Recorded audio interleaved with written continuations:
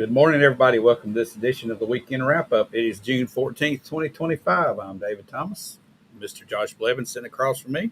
Josh, you got out and about this week a little bit, but not as bad as some of the other weeks in the prior weeks. Not a whole lot in the news this week. No, honestly, a little bit of a slow news week, but we'll find a way to talk about it anyway. So we've always got something to talk about. We may chase a rabbit or two. There's no telling. So, there's rabbits around to be chased. There's always a rabbit to be chased. Before we start chasing, though, let's hear a word from our sponsor, our two sponsors, Dennis Young Insurance and Leverage Power Washing here in Shelbyville, and we'll hear from them, and we'll come right back and dive in. Yep. Get the results you want with the personalized service you deserve at Dennis Young Insurance Agency. As a local independent agency, we offer coverage from several different companies, including Erie. So whether it's auto, home, life, personal, or business, we can find the right coverage to meet your unique insurance needs. And with a rate lock advantage, your rates won't go up as long as you do not change drivers, autos, or addresses. Contact us at Dennis Young Insurance Agency, insuring Shelbyville and surrounding areas since 1988.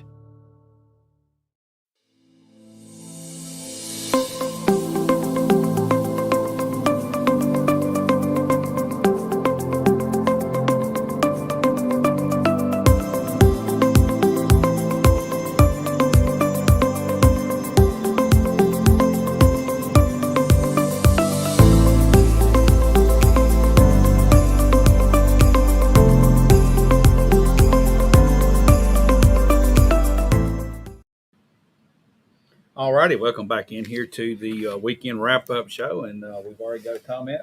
Mr. Steve Jordan, good morning, Steve. Good to see you. We have several others starting to file in. Starting to join us, and we'll have more we'll watch later on. That's they'll join in. All right, what do we got? First thing off the bat, was actually I didn't even put it on here because we kind of covered it because we kind of had a reschedule this week. On Monday morning, I went to pre-planning. And as we talked about on Monday, there wasn't a whole lot going on at pre-planning. There was two whole items there. So as far as new development starting up, things, at least for the next couple of months, have slowed down a little bit. I actually just got my June Planning Commission agenda, which is the main meeting in planning. And it has one item, which is not even a new item. It's the deferral of the waste transfer station. So there, other than that, nothing in June will the city be discussing in the world of planning. So. Well, Bo and I talked about it in one of our Real Talk shows this week, and he gave us some numbers. 10 listings are 10% down, from this time last year. This is compared to last year. Yeah. There's 45% more active inventory, which that means under contract. Yeah. Total inventory is up 19%. Closings are down 4%, and prices are up 6 to 8%. I thought we'd start to see prices go down. That might be an explanation of why our inventory is up. Yeah, and I talked to a developer within the last week, and he said he's still optimistic. He said everybody he hears is just waiting on an interest rate drop. He thinks if they get like a 50 or 100 basis point interest rate drop, that the floodgates will open and things will start moving again. So he thinks people are just kind of in a wait and see mode at this point. Yeah, so we're kind of at a little pause here. Yeah. So, but it'll get moving again. It always does. Oh, yeah. So it will.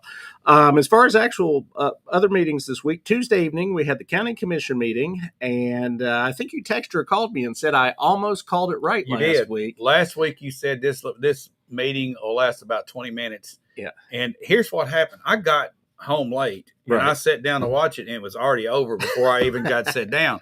It's 20 minutes and 1 second was the broadcast on YouTube. Yeah, it was 20 so you got minutes. close. So you were really close. Yeah, you could tell that agenda didn't have a whole lot going on. Really, the only thing that even had a brief bit of discussion was the $5 million that they were borrowing for the 911 center, but it wasn't controversial. That's just a wash through thing. It's just a pass through thing. Technically, the county's on the hook for it, but the 911, if you look at their financials that they publish every month, I think they've got like over $4 million in the bank, and they're borrowing $5 million. So it's not a big deal. It's going to happen. The only thing that kind of stuck out to me at this meeting, there was during the announcement section, which is normally just when is the next whatever ribbon cutting or holiday or whatever. We had a statement for one of our county commissioners. We want to play it. I want to kind of explain what's going on here after we play it. This is about what's going on over at the library, and the city's going to do something over by the library. We'll explain it after we play the clip.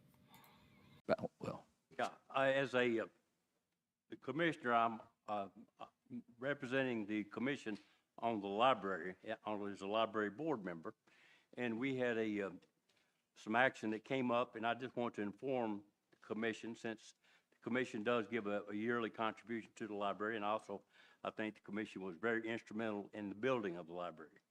The city of Shelbyville, through their council, sent the library a letter dated May the 21st requesting, and I'll just get down to the bare bones of it, to donate to the city of Shelbyville a piece of land adjacent to the library on the west side.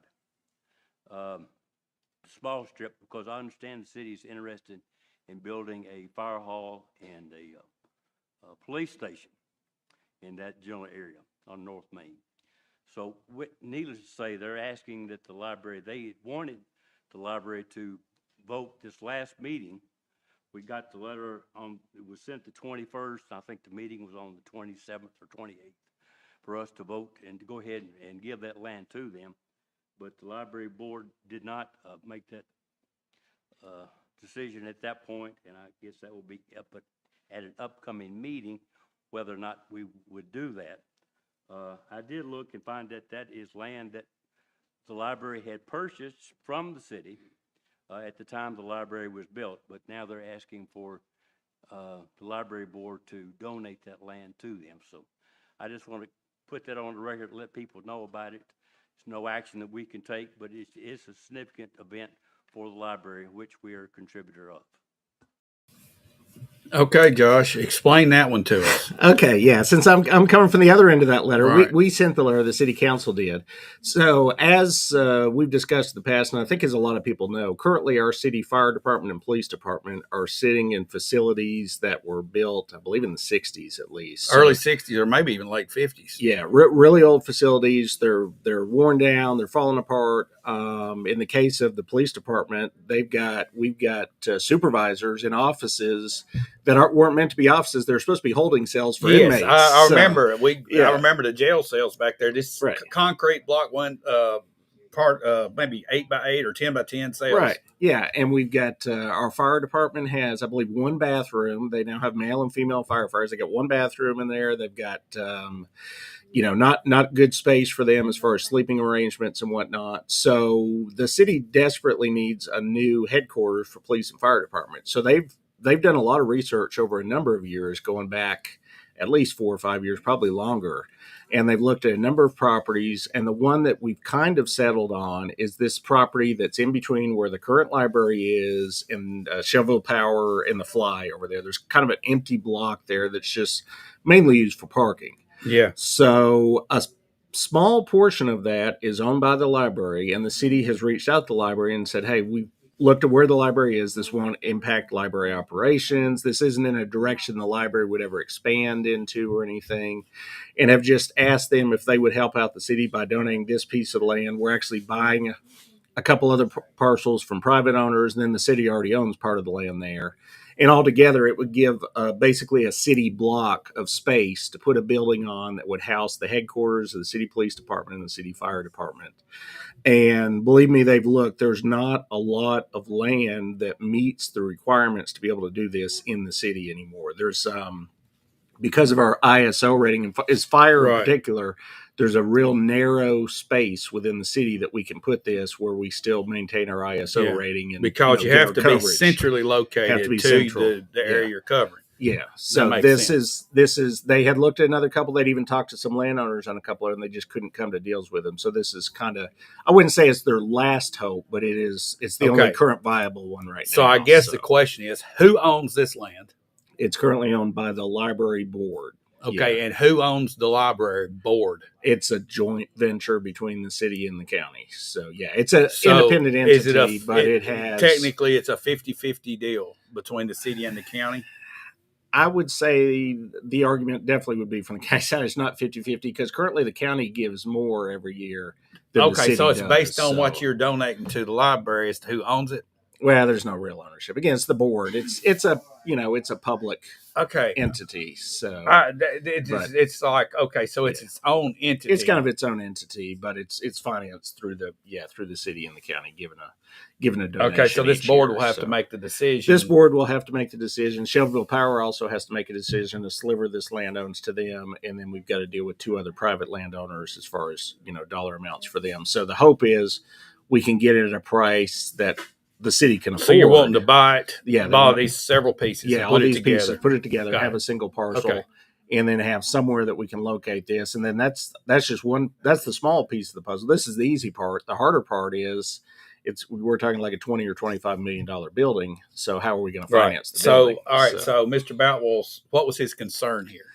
I'm not sure what his concern was. I don't know why he brought it up, other than maybe just to let the county commission know. Really, the county commission has no Right. say in it any more than the city council really does. It's up to the library board to make this decision. Right. And So- then at that point, that's when the city would have to pay for it, negotiate with the board and come up with. and come up with All right, land. so I mean, really, the big concern here is we want to make sure that we're protecting our fire protection, our police protection. This is 2 main infrastructures. Yeah, this for impacts the whole city of Right. Shelbyville. And And- I think and- it's and- a plus for the library. They've had different issues with homeless and stuff back there. They're kind Right. of a little bit back off the square where there's not as much foot traffic. You put the police department headquarters right next to your building, I'd feel a whole lot safer having the police literally where I can look out the Yeah. window. And that's going to increase your foot traffic of people coming and going from back there. So that should increase number of people that, are aware of and maybe even visit the library. So, Okay, so Josh, here's the way I see this. Everybody that's sitting in the county that needs this service, everybody sitting in the city that needs this service is sitting in Bedford County. Oh, They're sure. Bedford County Yeah. residents. So I think that this helps Bedford County. Oh, yeah, definitely. I mean, when you have your city protected and upgraded, it helps your county. It does help Okay, your county. so, yeah. And it's a win for the my library. I point don't is- think it's yeah. controversial. I just Yeah, I think this Yeah. is a good thing for Bedford County to have an upgrade in our county seat of Yeah. better fire protection. And we got great stuff now, Yeah. but getting it upgraded and modernized somewhat, very similar to what the county's been doing with some with older their buildings. facilities over the last number Yeah, of we're years. running Yeah. behind in the city. We got to get caught up, and I think it would be a really good thing. But what bothers me, I guess, is there going to be this separation between our city and county governments in this process? That's the only thing that concerns me. I mean, is the county and city going to look like adversaries? I Continue? don't think so. I hope Hopefully not. because it may mainly this just involves the library board and the city council. Okay. Deciding, Right. coming to some kind of an agreement, some kind of a written agreement. So we'll I just don't have think- to keep our eyes on this. Yeah, and we'll just see keep how an it eye plays out. There's a library board meeting coming up later this month. I'll be going just to see how the conversation goes Right, and if right. it moves forward. So we'll follow that some more. Thursday morning, I just want to mention an event that I went to. I went again, as I do monthly, to the Business Networking for the Now event. This was held at Decor Stop on Madison Street. This is that new furniture store Right. that opened in a building that had been abandoned for a number of years, I believe. So it had been sitting there pretty empty. And I talked to the owner. He moved down he had a business, the exact same business in Murfreesboro. The rent got out of hand. He shut it down. He hadn't even planned on reopening. He just happened to drive through Shelbyville, or somebody maybe mentioned to him this building. He came down, looked at it, and said, "Hey, I could run my business at this location without paying my continuing increasing lease payment that I had up in Murfreesboro." And so it worked out for him. It's good for the city because we've now got an empty building that he's working on. He's done a lot of work. It looks really nice in there. He sells all wood furniture, only made out of mango wood from India. So he doesn't do press board or any of this cheap, build it yourself kind of stuff. Right. And the prices are really reasonable. I went in and saw a lot of it. So it'd be worth a stop if you're looking for furniture in town. Thursday afternoon, same day, I went down to the Bedford County Farmers Market. I had never been to the Farmers Market Yeah. yet. So How I many saw- people were set up? The pavilion was full, so I wouldn't say it was a ton of people, maybe a dozen or so different people Vendors, set up. yeah. But the funny thing to me was we did the little post on this was our most commented on, most Yeah. responded to, like 30-some thousand people saw I those know little it. pictures of the farmers market, and all the pushback was, why don't they have it on Saturday morning? I don't know why they don't have it on Saturday morning. I don't run the farmers market. All I know is it's Thursday afternoons at 2:30. It's been Thursday like this for years. This is run by the UT Ag Extension, I believe, Yeah. runs this. So, yeah, it's I understand if you get a 9-to-5 job, especially if you're not working in the city, you probably can't get to it. But if you happen to be free on a Thursday afternoon, it was good. I got some bread. I bought some zucchini bread. It was very tasty. So definitely worth going to. They had fresh produce, and they're there all summer long until the growing season runs out. I think Right. they tend to run until about September. Did it have any tomatoes, Josh? Or it's a little early for tomatoes, I I guess. don't think I saw tomatoes yet. No, and don't ask me a lot of other vegetable questions because I'm not going to know. But our them all, local so, grown but- tomatoes are awesome. in Yeah, there this were some area. peaches and stuff there I saw, and actually I got some local peaches within the last week that were really good. So yeah, there's some stuff that's come in for Yeah, sure. we got a friend over at Bell Buckle's got some peaches, Got some but they're peaches? gone now. They're all gone. I believe Yeah. he's got blackberries though. I Blackberries think for at now. Linfield Gardens. Yeah, I think I yeah, saw they yeah. got a you pick a blackberry. So go get you Right. some blackberries. So same day Thursday, because apparently Thursday was the day this week. Thursday evening we had our city council meeting. And just because we had to outdo the county commission, we went a whole 23 minutes. 3 minutes longer, okay. 23 minutes long. So we had 7 properties up for rezoning. 6 of those were approved. 1 of those was not approved. All of those were unanimous. None of this was controversial as far as from between planning and the Right. city. There was the one that was controversial with the neighbors, but nobody came back on second reading and spoke on that. So all this went past 6-0. And then the big one for Buck at Public Works, we got him in skid steer. He's been waiting All over a year on. Yeah. He thought he was about to get shafted for a second year. It wasn't in the budget, but we found a way to get him the current year's budget because he'd actually saved so much money on some purchases of, I Yeah. believe it was some trash trucks that he had enough money left over in his budget. He was able to get it. So Public Works will be driving around in a fancy new skid steer any day now. Very So, good. yeah. And then actually the meeting that probably the smallest meeting on the calendar, but the one that I got the most out of this week was Friday morning at 8:00. There is what is called the Joint Economic and Community Development Board.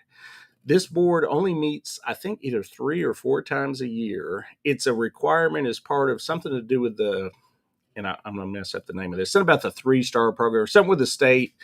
It's a requirement to have this board in order to get certain kind of grants from the state. Okay. So this board currently has on it the mayor of every town in the county. Okay. So you got Bell Buckle, Wartrace, Normandy, Shelbyville, and then the county mayor, and then several other different local officials, and then there was a few people from the private sector. I'm not sure Okay. what their connection was. I'm to a it. little confused here. Okay, so it's Joint Economic and Community Development Board. Yeah. And it's required by the state. So you've got people from the city and the county. Right. And who else is part of this? It says The partnership had a representative on it, and then Isn't this probably about what the partnership says their goals are? other than the economic fact and that this community only meets development? 3 times a year, yeah, it's a very limited board as far as what they're doing. So, but the one of the points I want to make early on was, and I don't want to read too much into this because I didn't hear the backstory of what happened, but this board has 4 members on it that represent the county government, and none of them appeared at this meeting. So maybe they all had a conflict at the same time, but all the other mayors made it there, Bell Buckle, Wartrace, Normandy, but nobody from the county made it to this meeting at all. So it was just city people. And then on the partnership side, Kelly North actually sits on the board. She wasn't able to make it, but she did send Dana Rodriguez from the chamber as a representative. So she was there. And then again, I'm not sure what some of the other, there's just some people from the private sector that are on that board. I don't know what their connection is exactly, but they sit on that board as well. Couple of things of note that I got out of the meeting was one, and he said this is in the paper. That's why I'm okay with saying it this morning. I didn't realize this in advance. I'd missed the newspaper, but the mayor of Normandy said he's about to have to step down. So they're going to be getting a new mayor here in the next month or so. So do they get to elect this mayor or what I happens? don't know how that works in Normandy. It'll be whatever their charter is. So yeah, he's got personal things that are going to make him have to move out of the city, which then makes him ineligible to be cities to be the mayor anymore. Pretty much everybody's having a July 4th celebration. So there was, I believe Bell Buckle's having theirs on the 4th. I know Shelbyville's is at the park on the 4th from 5 to 9. And then Wartrace gave us this nice flyer. They're doing theirs July 5th That way, if you go to some of the other ones in the county, you can still get to theirs. Theirs is July 5th, starting at 5 o'clock. Fireworks at 9 o'clock at Gwinnett and Ayers Park on Bridgeview Street. So lots of July 4th celebrations coming up. A little tidbit that just picked up by being at this meeting. Shelbyville Power also sits on this board, Jason Reese, and he mentioned he regularly speaks with the utility manager out of Gallatin. I guess they're good personal friends. Mm-hmm. And the Gallatin guy is always telling him, obviously, Gallatin is growing faster than we are, and he always points it out. But he heard recently that Shelbyville Power has grown to the third fastest growing municipal utility in the state, which just kind of shows where our growth has been at recently. Well, let me ask you something. What does it mean to be fastest growing, if you're a power and water company? What does that mean? That means there's more customers coming in. That means there's more electricity being used and more water being used, right? Yeah. So more people. We got enough? Enough people? I don't know. That's the question. We got enough. Hey, this is all right. Since it has the word Shelbyville on it, Yeah. I'm looking at you as a city council member. Yes. That could be a concern. If you're the fastest growing, that means you're the fastest using. Sure. Yeah. If that's what that means. You got more hookups coming in quicker and quicker. Yeah. And he didn't give any background as Yeah. far as was that last year, was that the last 12 months? He just threw that Don't out. run as a out, stat, Josh. but yeah, Don't run out. I don't think we're running out. And then Mayor Bellbuckle brought up a couple of things going on there, which is they've been working on sewer repairs, I think like $1 million and a half worth, but they are currently also staring down the barrel of needing a new wastewater treatment plant, which for a small town like Bellbuckle is going to be a chore. I think he mentioned numbers in the range of maybe $6-7 million kind of thing. Okay, So when you're a small municipality like that, that's a big chunk of when money. people start flooding into your area, this is the type of stuff you have troubles with.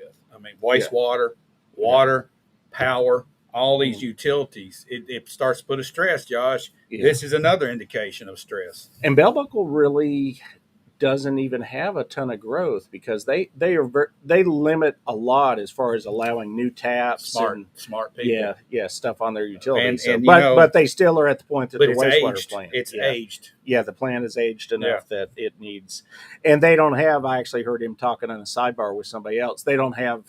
Wastewater is the only plant they run. They don't need a water treatment plant because they buy treated water already from Tullahoma. So wastewater is their issue in Bellbuckle. So they're going to have to find a way to come up with, again, I don't know what their budget is, but a small town like that does not have a big city budget. Okay, so we do have areas of Bedford County that do get water from Tullahoma. I know Normandy probably does. I don't know some about areas. Normandy, but definitely Ward Trace gets theirs, and then it passes through them and comes to Bellbuckle. Okay, so part of Coffee County and part of Normandy get water from the Duck, and then part of the other side gets it from the Elk.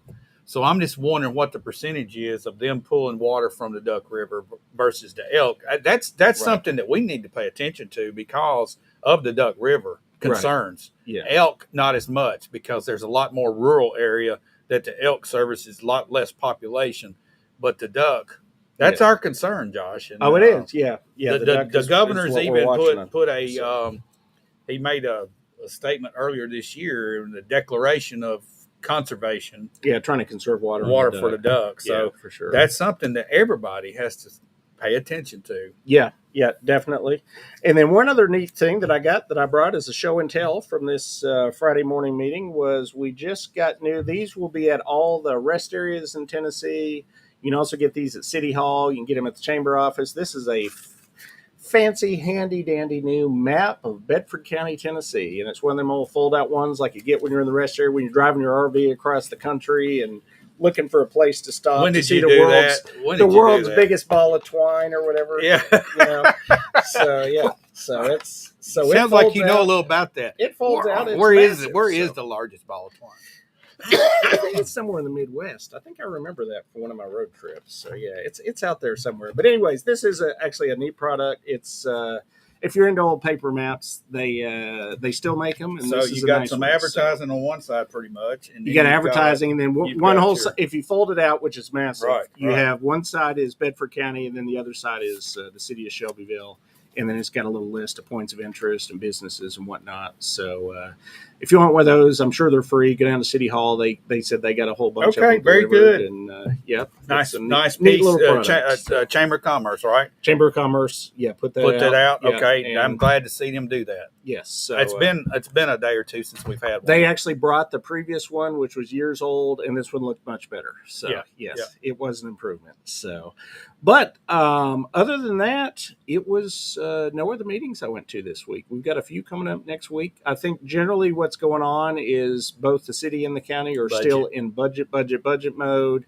Neither of the meetings this week really affected the budget. I call this so time of the year tax increase season. I don't think there's. I don't think it's going to be. I know, but I call it that.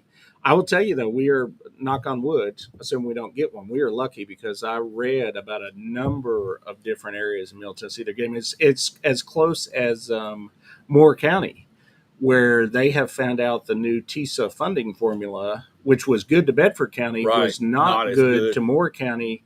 They're required, just like we are, to get their teacher pay up to $50,000. They can't afford to do it without they're facing a fairly large property tax increase in Moore County. See, this Josh, year. this is the thing with the TISA stuff. It boosts up those areas that are behind Yeah, and are not doing as well. And then once they get caught up, rug pull time, and then your county's going to have to step up and then do your the county's job. on the hook, and that's what what's Moore happening. County's run into. Davidson County is facing a huge property tax increase this year, and actually, I read just this morning, Mount Juliet, they're talking about quadrupling their city property tax rate. So, which sounds like a lot. They actually had a really low number, but Right. still, that's Yeah, that's just a what sign we're of facing. what's going We're on facing is- this, Josh. You look Yeah. at the city down the road, 2-3 years down the road. That's going to be a serious conversation. Yeah. The county, same thing. Maybe not this year, but I'm going to say the next year. If we keep trying to improve and expand our government, Yeah. it's going to come with a bigger price tag, no matter how you look at it. So, Well, and I'll tell you, a lot of the articles that I read within the last 48 hours on these tax increases, a lot of what's gone on in these cities kind of rings true to what's going on here, which is they're talking about, hey, we've kept our property tax low all these years. We now have these old, outdated city buildings, city Right. infrastructure. We don't have any way to fix them at this point without a big tax increase. So, that's where the weight of taxes is going to come down so heavy on your citizens. Something's going to give somewhere. It's Yeah. scary. yeah. to think about. So, but on that positive note, let's hear from our sponsors one more time, and then we will talk about what's coming up in the upcoming week because we do have a few things coming up this week. All right. We'll be right back after we hear from our sponsors. Get the results you want with the personalized service you deserve at Dennis Young Insurance Agency. As a local independent agency, we offer coverage from several different companies, including Erie. So whether it's auto, home, life, personal, or business, we can find the right coverage to meet your unique insurance needs. And with a rate lock advantage, your rates won't go up as long as you do not change drivers, autos, or addresses. Contact us at Dennis Young Insurance Agency, insuring Shelbyville and surrounding areas since 1988.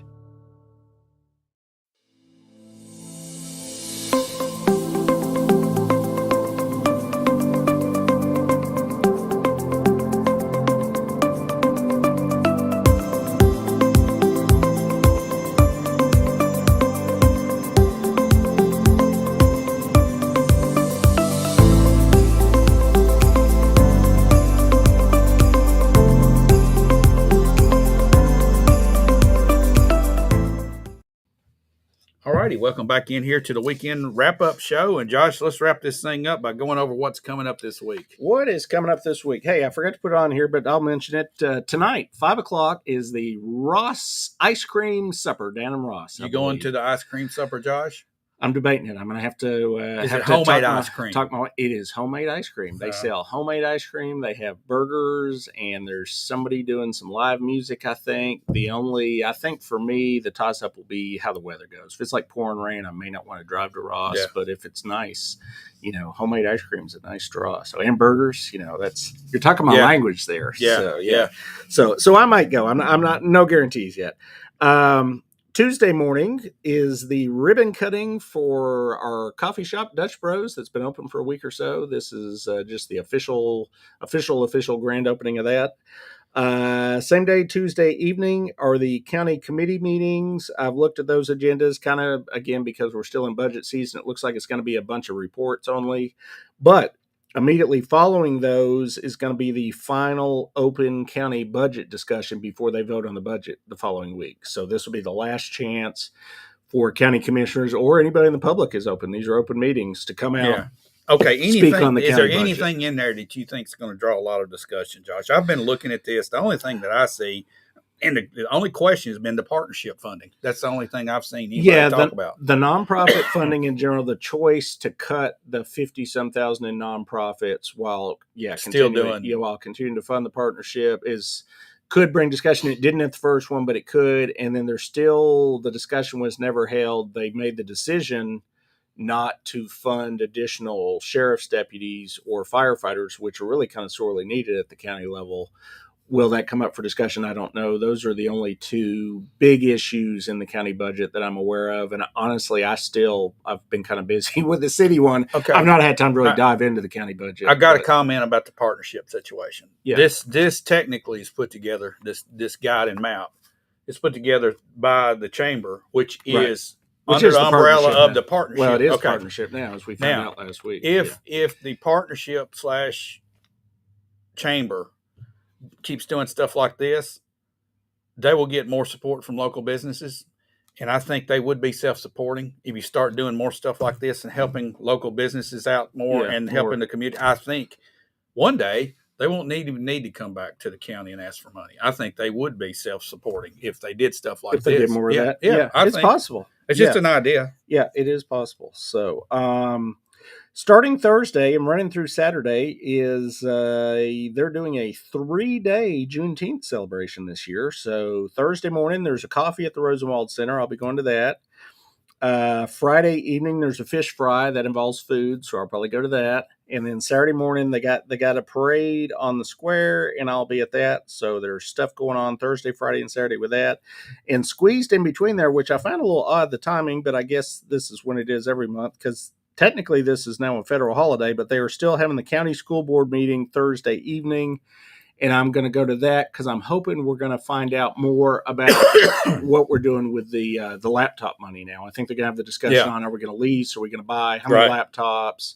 Which students? Is it certain grades or whatever? There wasn't a lot of conversation about the specifics last month, but I think there will be more specifics this month. All right, so you've got a lot of Juneteenth things, and I understand on Thursday it is a national holiday, and the stock market's shut down that day. No trading, and city and county government are also government's also shut down. All right, let's talk about, but not the school board. School board, city and county government just came up in a comment. Okay, Mr. Benji Burris. Okay, time for both city and county to talk about going metro. At least discuss it. All right, Josh, we have 2 metropolitan governments in the state. Maybe 3. Shelby County, but Shelby and Memphis are not metro. Nashville's metro. Nashville's definitely metro. And Lynchburg. And more. I believe we have a third one. Is there a third one? Okay. One it is. Yeah. What are the, in your, this is a conversation we're having. Yeah. In your mind, what are the positives and negatives of metro government? I hadn't sat and just really thought about it, but Benji obviously has some. And the discussion might come up when we start seeing the expense of local government getting to the point to where our property taxes outrun our ability to pay. Especially where you've got a lot of overlap in areas like animal control, like multiple fire departments. Yes. Consolidation makes sense in a lot of areas in government when we've got the same, and it might take the same number of people, the same number of human resources, but not the same number of facilities if you organize, and it could be a savings. But what are the pros and cons of that, Josh? Have you ever thought through it? Yeah, I've never thought. I mean, obviously, I lived in a metro most of my life in Nashville, and when they went metro, there's a couple things that have to happen. Not just Shelbyville has to agree to it; Bell Buckle has to agree to it. All the Wartrace others has to, Normandy, and then the people in the county have to agree to it. So because it would be Metro Bedford County. It would be, yeah. So I think if you're a county resident, probably the negative would be you're probably going to carry a heavier tax burden being out in the county than you're currently used to because you're just paying for county services right now.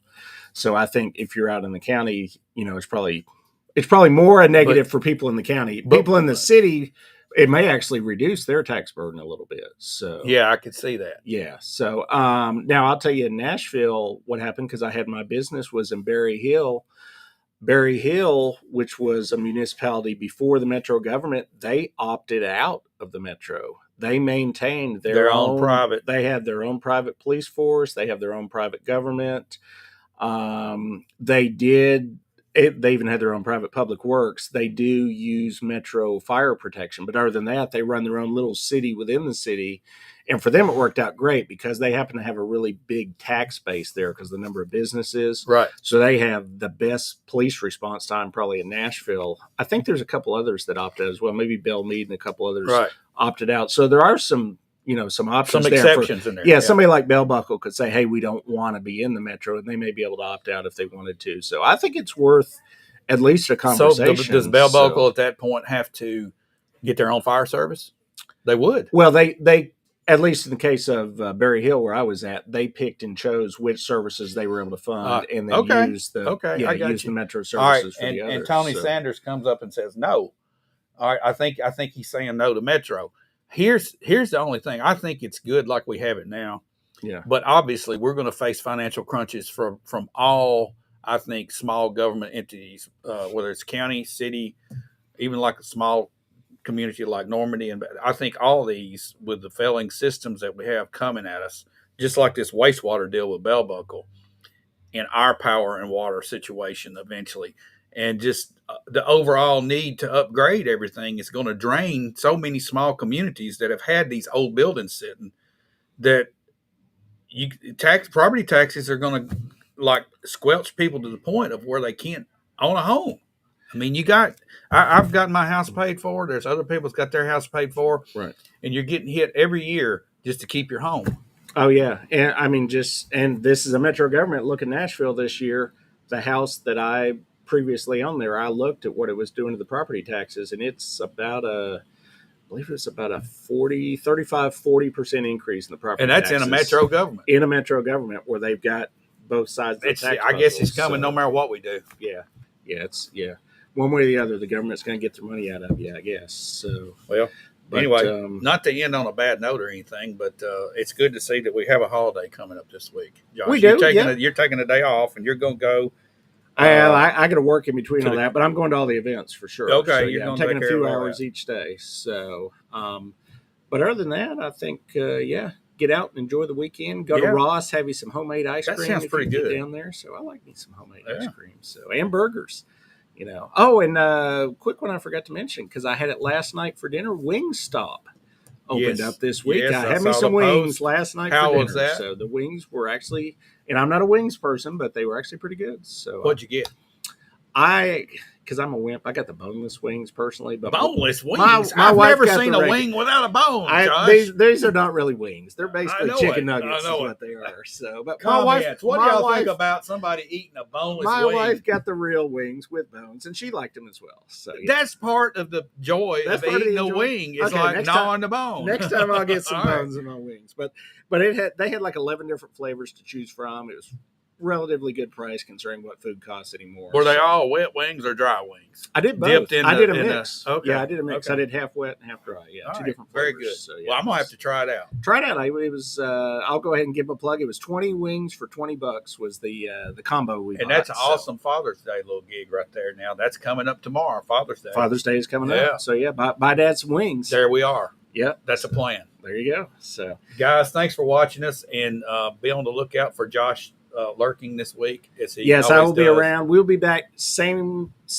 place and location next week. We will not be back at the same time because I've got the 10 o'clock event. Right. So we'll go at 9. Look for us earlier next Saturday. Probably we maybe go as early as 8:30 if I can talk David into it. But we'll have that discussion off the air. I'll be here.